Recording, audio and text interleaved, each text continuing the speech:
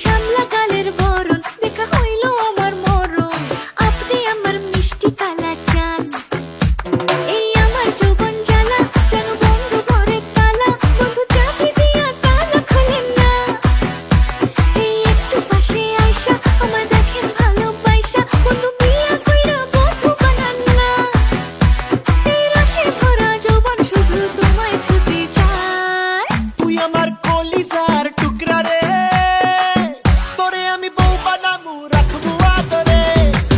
তুই আমার কলিজার টুকরা রে, তোরে আমি বউ বানামু রাখবো আদরে।